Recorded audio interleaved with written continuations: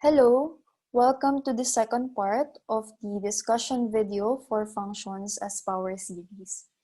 So here we will answer items 2 and 3 of our exercises.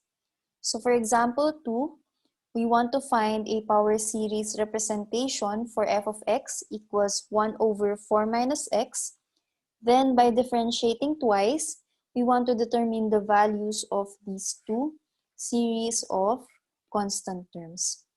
Okay, so let's begin by finding a power series representation for f of x. Note that 1 over 4 minus x can be written as 1/4 times 1 over 1 minus x over 4.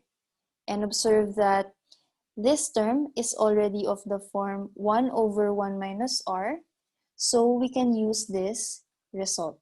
Okay, so we can write this as 1/4 times the summation from n equals 0 to positive infinity of x over 4 raised to n, and our condition for x is that the absolute value of x over 4 must be less than 1.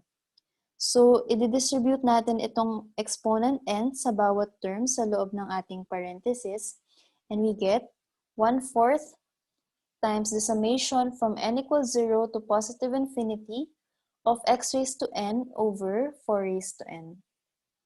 Okay, simplifying this further, we get the summation from n equals 0 to positive infinity of x raised to n over 4 raised to n plus 1.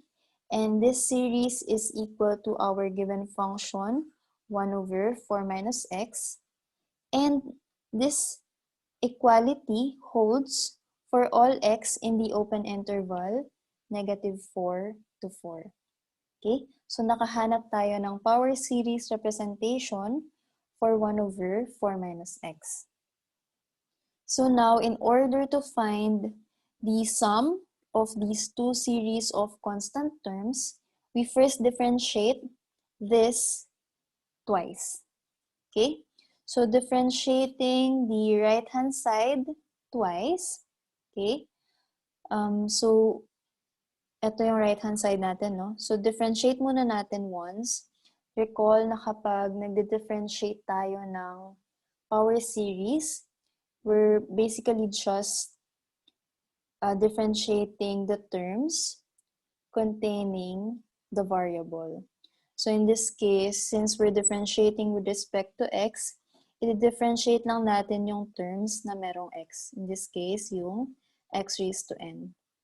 Okay? So this part is just equivalent to this part. Okay? So observe that ang nagbago lang dito ay yung numerator. This is the derivative of x raised to n, power rule, and then yung index. Okay? So, ang palatandaan natin dito, guys, kung kailan tayo dapat nag-re-index, i-check nyo lang yung exponent nung x ninyo. Okay? Dapat, hindi ito mag-negative. So, yung least value dapat nito ay 0.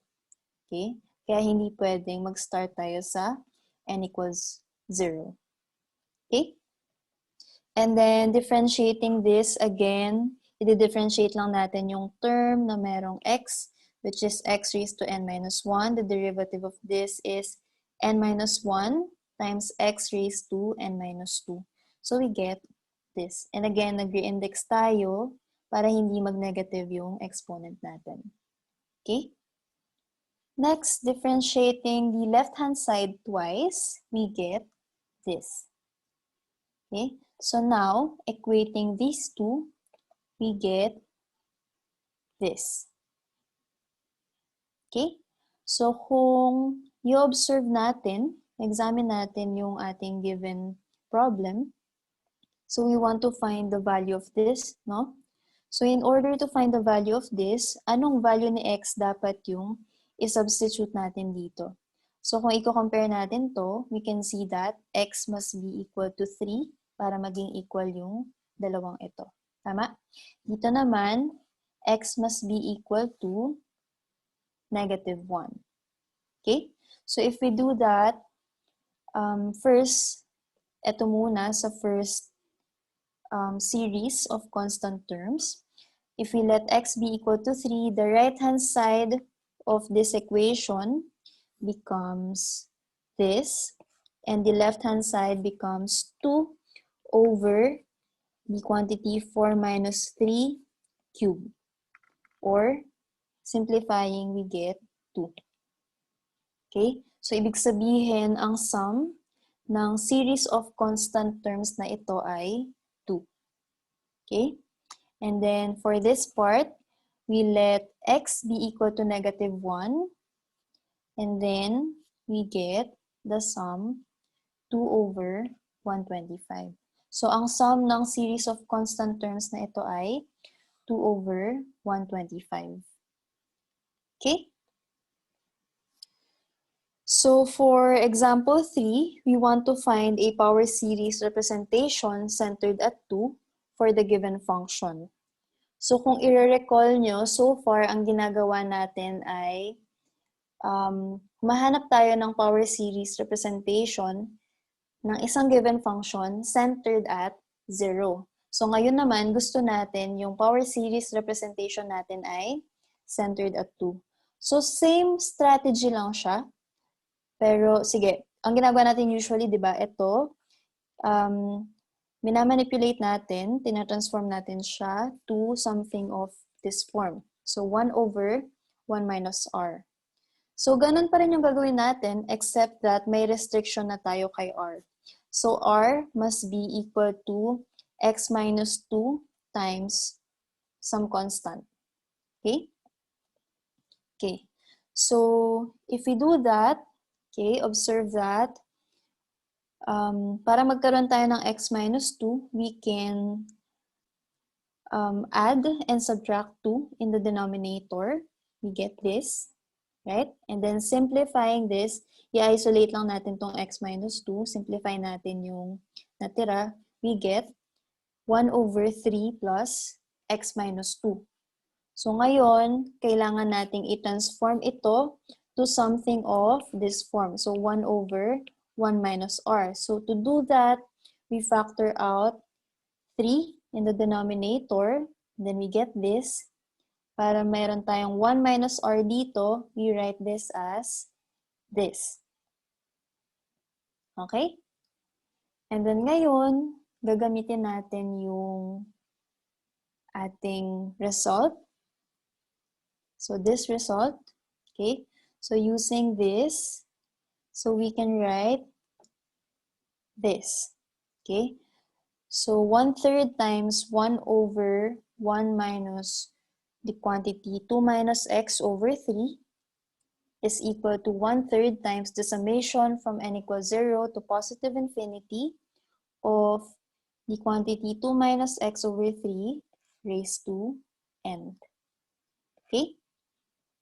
Where our restriction for x here is that the absolute value of 2 minus x over 3 must be less than 1.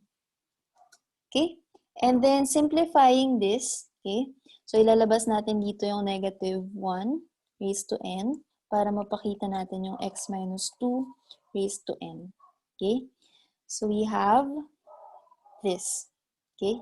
And then dito, pinasok lang natin yung 1/3 sa loob ng summation, kaya naging n plus 1 yung exponent ni 3 sa denominator. Okay? And then simplifying this is equivalent to the absolute value of x minus 2 less than 3. Okay? Simplifying further, we were able to find a power series representation centered at 2 for 1 over 1 plus x, and it is this series, okay? And its interval of convergence is the interval negative 1 to 5. Okay?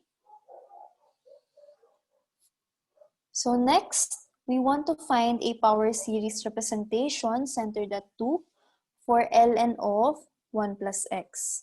Okay?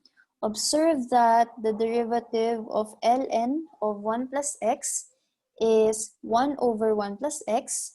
And from the previous item, we were able to show that a power series representation of this function centered at 2 is this series. Okay? And ito yung interval of convergence.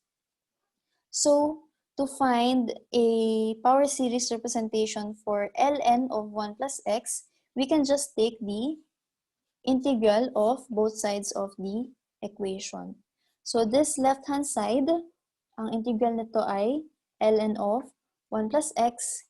The right-hand side, ang integral nito ay, so ipo-perform lang natin yung integration doon sa terms containing the variable. Okay, so dito lang sa x minus 2 raised to n.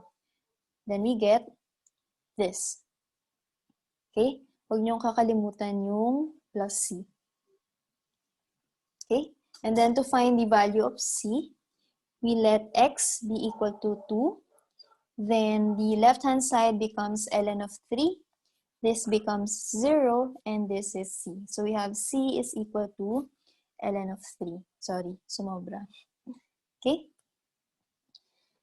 Okay, and then after checking the convergence at the endpoints, okay, kailangan natin i-check guys ha, kasi nag-integrate tayo dito. Okay, so exercise, check nyo yung convergence sa endpoints, and you will find that hindi kasama yung left endpoint sa interval of convergence, pero yung right endpoint na 5 ay included. Okay? So, a power series representation centered at 2 for ln of 1 plus x is this series with this interval of convergence. Okay? I hope that's clear, and see you in the third part of this video.